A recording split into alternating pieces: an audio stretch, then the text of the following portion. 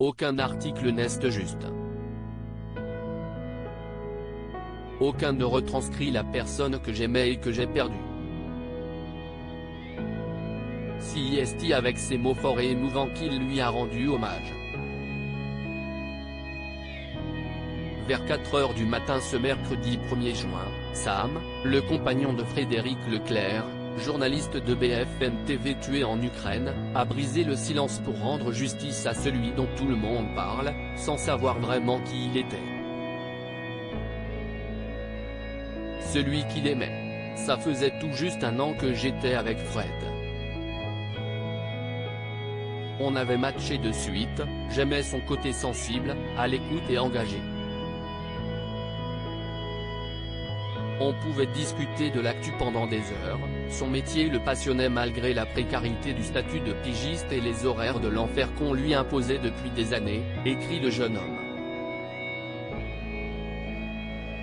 Dans son texte, Sam dresse le portrait d'un homme passionné qui n'avait pas peur de le dire. Il m'avait dit je t'aime au bout de quelques semaines, on avait dit fuck à la sobriété imposée et aux faux semblants des débuts de relation. Il raconte également les débuts de leur relation, mais aussi les difficultés auxquelles le couple, homosexuel, a dû faire face. Fred m'a connu avant mon coming out.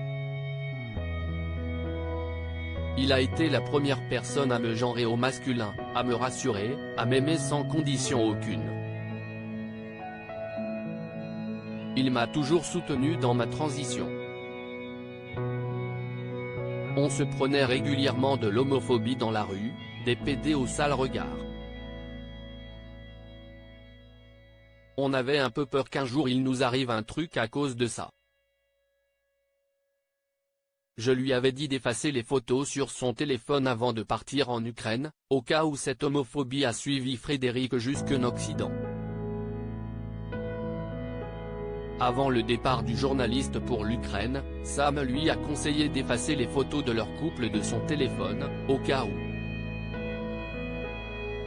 Le jeune homme transgenre craignait en effet que Frédéric ne soit pris pour cible en raison de son orientation sexuelle. Il l'a finalement été pour son métier. Ce lundi 30 mai, le journaliste de 32 ans a été pris pour cible alors qu'il allait chercher des civils bloqués à Lysychansk, à l'est de l'Ukraine. Il suivait alors un convoi de réfugiés en partance pour l'Ouest, ces convois même que les Russes ont interdiction de viser, sous peine d'être accusés de crimes de guerre.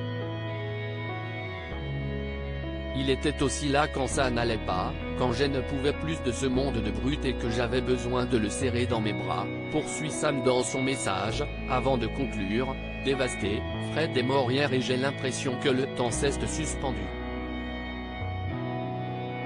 Quand il est parti en Ukraine, on se disait qu'1 mois sans se voir, c'était vraiment trop long. 1 mois, si est-il devenu le reste de ma vie. Frédéric Leclerc en haut fait le 8e journaliste tué depuis le début du conflit russo-ukrainien.